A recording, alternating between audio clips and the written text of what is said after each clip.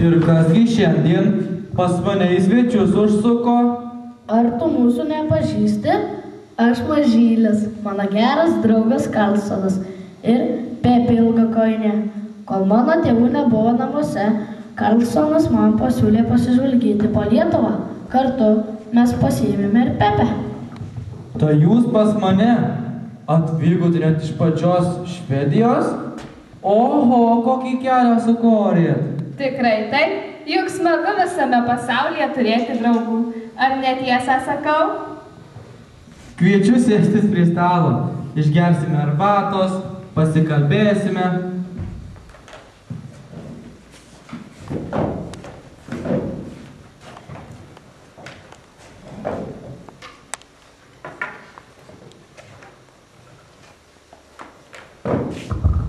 Gustavai, jogurto turi?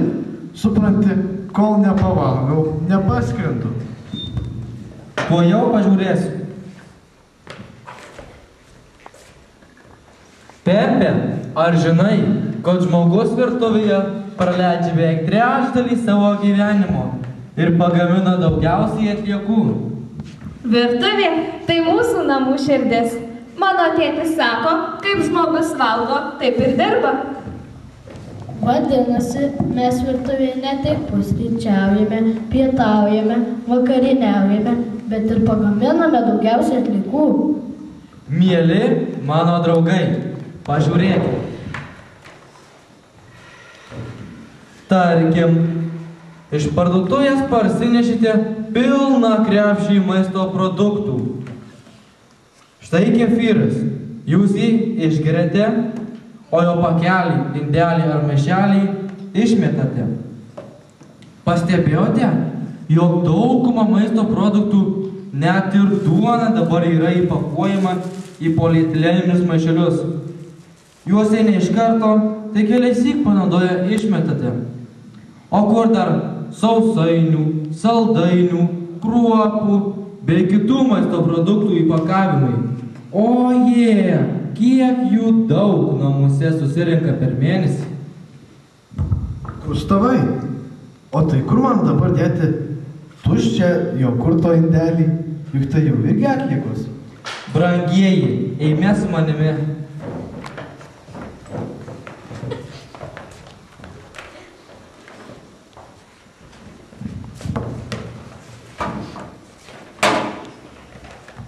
Mano kieme yra spalvoti konteineriai su skirtingais užrašais. Stiklas, plastikas, popierius. Tai konteineriai antrinėms žaliavoms rinkti. Visas savo virtuvėje surinktas atliekas nešu į konteinerius ir ten juos išrūšiuoju. Eime, Karlsonai. Plastikas.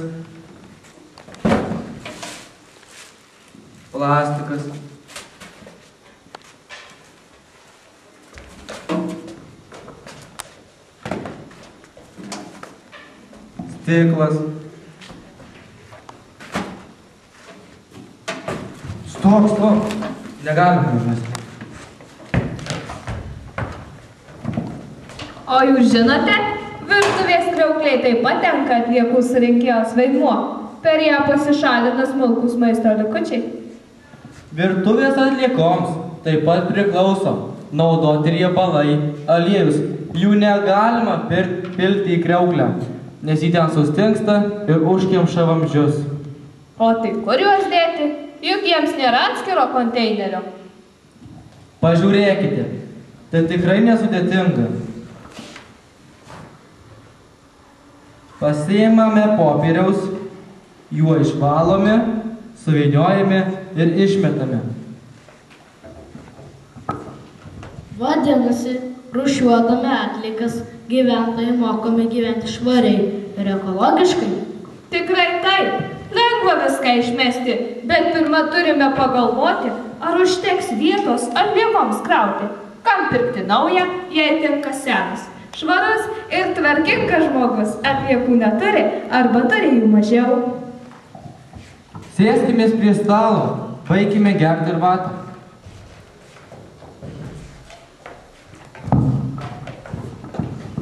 Aš tai labai mėgstu valgyti uogienę. O tai kur man dabar dėti tuščią stiklainį?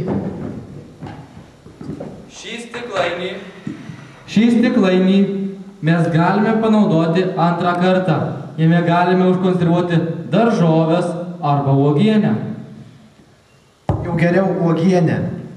Taip pat neskubėkite išmesti į įdomesnės formos butelių. Jie gali būti ne tik įdomi vaza, bet ir puikus akcentas virtuvės lentynoje. O aš į šiukšlių kibirą išmetu viską.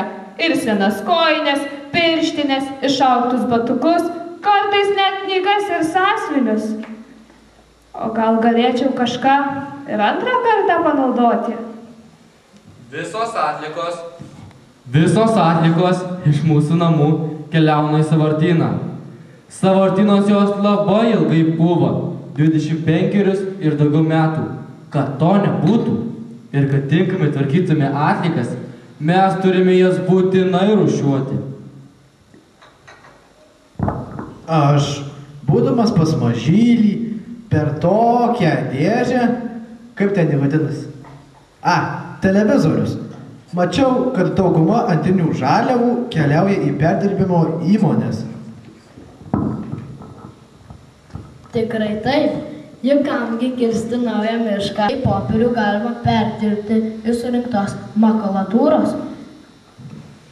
Darni atliekų tvarkymo sistema. Tai žingsnis į priekį. Lietuvoje yra deginamos medienos atliekos. Pjuvenos, briketai, brokuota mediena. Degančios atliekos išskiria šilumą, kuri nukreipiama į centrinio šildymo katilus bei vamzdžius ir apšildo gyventojų butus arba paverčiama į elektros energiją. O ką daryti su maisto atliekomis? Juk jei namuose nėra gyvūnėlio, viską taip pat išmetame. Žinau, kad kai kurias maisto atliekas galima kompostuoti. Tai būtų vaisių ar daržovių atliekos, kavos tirščiai, kiaušinių lukštai. Taip pat galima kompostuoti medžio pelenus, nupjautą žolę, nukarpytų gyvatvorių atliekas. Kompostuojamos atliekos paverčiamos naudingomis biologinėmis trąšomis. Gustavai, o šie visi susirinkę žmonės irgi žino, kaip rūšiuoti? Tikriausiai žino. Mes drauge su jais galime kai ką įdomaus pasižiūrėti. Diena, mylimi mūsų televizijos laidos žiūrovai. Šiandien laidoje matysite linksmą siužetą apie 3 draugus, užkietėjusius žvejus. Sužinosite, kodėl kartais į pasimatymą neateina ta, kurios labai laukia. Išgirsite, kada gamtos apsaugos inspektoriai dar neskuba bausti meškeriotojų. Laidos pabaigoje aptarsime amžiną problemą. Ar romantika ir praktika gali viena kitos neveikti?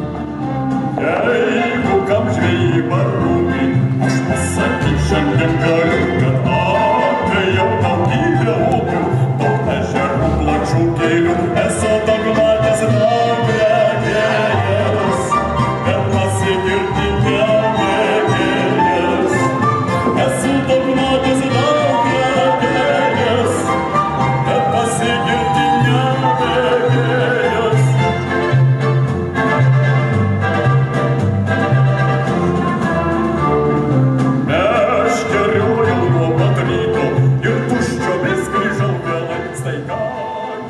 kas čia tokie nevaleikos?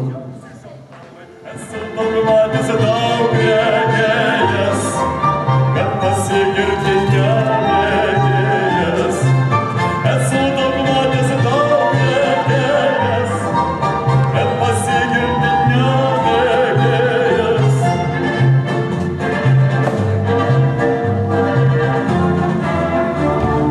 Pernai rudenį pakliūtų. Turiu surinkti visas šiukšlės 5 metrų spinduliu. Na, pažiūrėkim. Kaip kultūris, esu pamatęs daug regėjęs, kad pasigirti nemėgėjęs. Esu pamatęs daug regėjęs, kad pasigirti nemėgėjęs. Na, tikrai švaru. Palinkėk savo, Andriau. Anei iš vyno, anei uodegos. Sėkmės kaimynai man pavydi, už tai vadinka melagiu, esu pamatęs daug regėjęs, kad pasigirti nemėgėjęs. Esu pamatęs daug regėjęs, kad pasigirti. Sveikas, seni.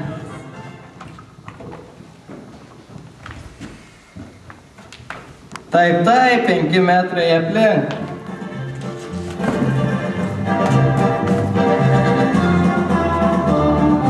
Jeigu kam žvejyba rūpi, aš pasakyti šiandien galiu, kad atėjau daugybę upių, daug ežerų, plačių kelių, esu pamatęs daug regėjęs. Tai kur mūsų trečiasis? Nežinau, į turgų išvyko. Ką jisai ten daro? Žuvis pardavinėja. Tai daug pagavo? Oi, daug nei neklausk. O kaip tau sekasi? Nepatikėsi. Va tokio va didumo, va ešerį pagavau. Va, matai, va tokio va didumo. Tai didelis? Didelis, tokio gyvenime nepagausiu. Pažiūrėk, Andriau, kokia žuvis plaukia. Kokia čia tau žuvis, čia sulčių pakelis. Tai bet čia ir prišiukšlinta. Tai kam prišiukšlinai? Čia tikrai ne mano darbas. Nu žiūrėk tu man. Kaip manai, kieno čia gali būti darbas? Nežinau, vaikai kažkokį bus prišiukšlinti. Reikėtų pranešti gamtos apsaugai. Pranešim būtinai. Užmetam dar po kartą. Ar kimba? Nelabai atėjai, išbaidai čia žuvis. Tai gal vynioja meškerės? Palauk. Vynioj. Vynioja.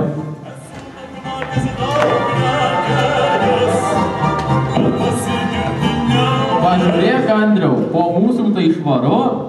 Švaru. Ateisim rytoj dar susitvarkyti. Būtinai. Tik nepramiegok. Iki visiems, nešiukšlinkis.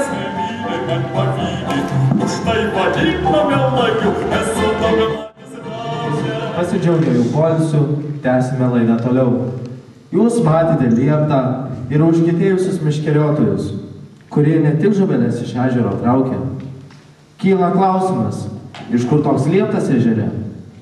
Kartą šie 3 draugai sugalvojo ežere savo pasidaryti tokį lieptą, kad visi 3 turėtų kur pasišnekučiuoti apie gyvenimą, gamtą, aišku ir žvejybą. Kad žuvys nepyktų, kad žmonos ežerui nepavydėtų. Kaip tarė, taip ir padarė. Naktį mėnulis, pasižiūrėjęs į ežerą, ne tik vilnis pamatė.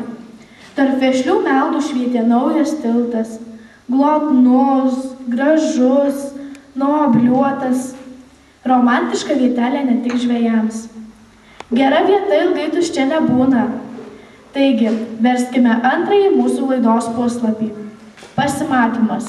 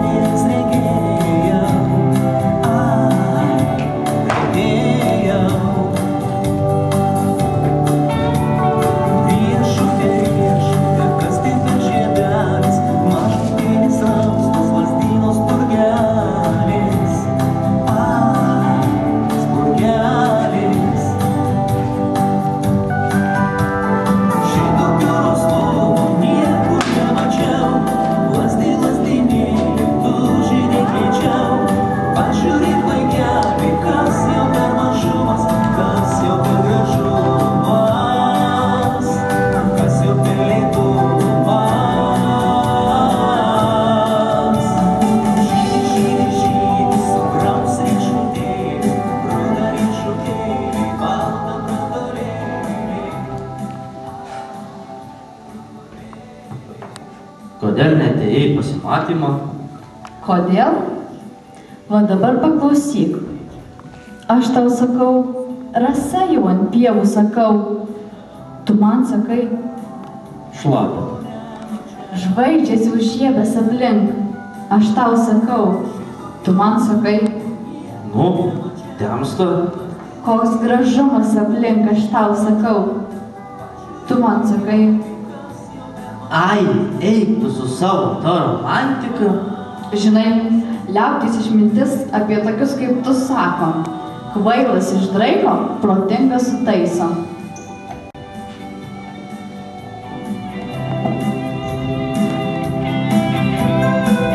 Kaip jį ten sakė? Blogas išdraiko, protingas sutaiso? Ar blogas pataiso, protingas išknaiso? Ai, koks skirtumas?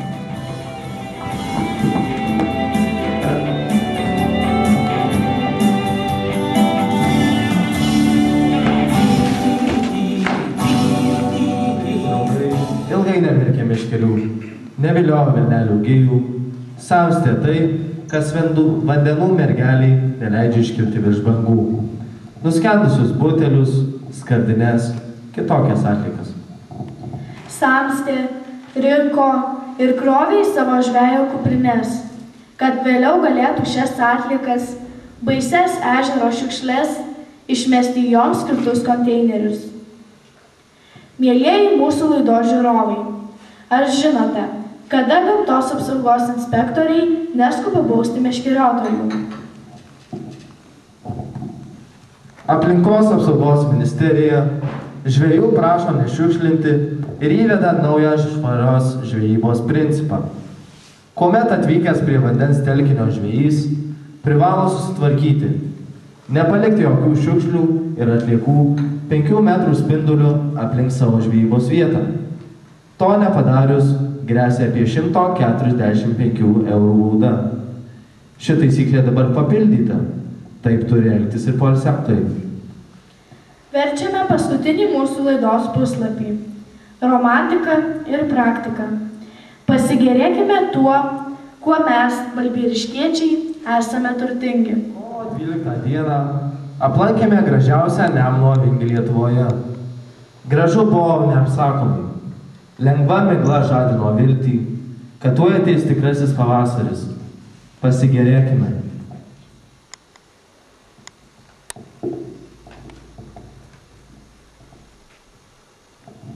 Tačiau, atitraukę akis nuo tolių, turime sugrįžti į ten, kur ne viskas romantiška. Informacinio stendo neužtenka. Reikia įspėjančių ženklų, ant kurių žmonės parašė ir komentarų. Štai jie, parašyti didžiosiomis raidėmis. O kur jas mesti? Klaustukas, šauktukas. Į šiukšlių dėžę? Šauktukas. O kur šiukšlių dėžės? Klaustukas. Taigi gal jūs pasakysite, kur jas mesti? Pasiimti su savimi. Teisingai, reikia pasiimti su savimi. Taip, nereikia šiukšlių dėžių. Visas atliekas turi pasiimti su savimi ne tik žvejai, bet ir poilsiautojai.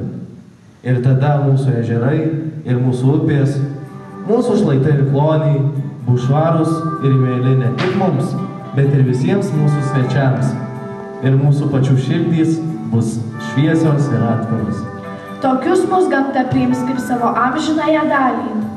Galėsime atsisėsti ant tokio žvejų padaryto liepto, nuleisti basas kojas į ežero vandenį ir pajusti, kaip smalsios žuvytės nosytėmis kutena mums į padus.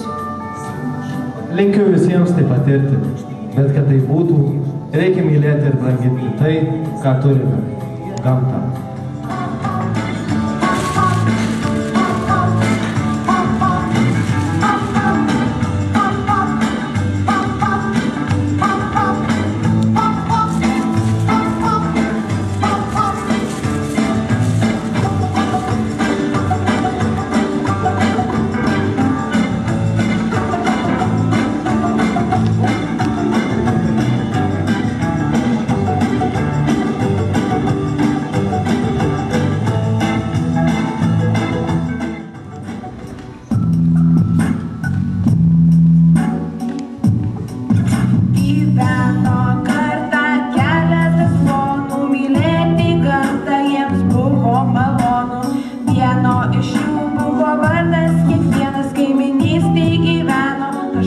ir niekas, kažkas kažkodėl metė šiukšlę į šalį.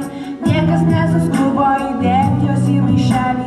Kiekvienas matė šiukšlę, bet irgi nepakėlė. Kaimynam bus graži mažytė dovanėlė.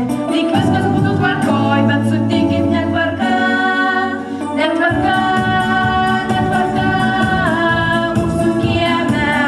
Netvarka, netvarka, o netvarka. Mieli ponai, apsileido terka. Kiekvienas nesitvarkys sutarė, niekas irgi nieko nebedarė. Kažkas pagalvojo, kad šitaip lemta, nors visi žadėjo mylėti gamtą. Kiekvienas kiemo dulkes uosto, niekas dėl šiukšlių nebesudeda uosto. Kažkas dar bandė pykt ant kaimynų, bet po truputį jų kiemas pavirto sąvartynu. Lyg viskas būtų tvarkoj, bet sutikit netvarka, netvarka, netvarka mūsų kieme. Netvarka, netvarka, o netvarka. Mieli ponai, apsileido terka. Bus tvarka, oi bus tvarka mūsų kieme. Bus tvarka, bus tvarka, o bus tvarka. Mieli ponai, susitvarkome arka. Draugai, turbūt supratote, kad žinoti neužtenka. Būtina vartoti atsakingai, rūšiuoti tikslingai. Tik taip išsaugosime švarią aplinką ateinančioms kartoms.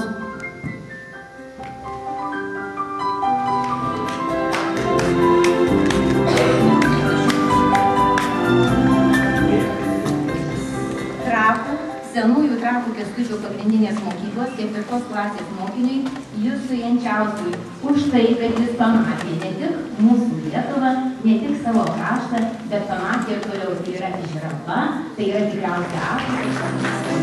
Atsisukit. 4 klasės mokiniai Kristinai Serdantaitei už piešinukas, ir ten yra tikrai nuožmi kova tarp saulės, tarp šypsenų, debesėlių ir saulutės. Tai vis sveikiname.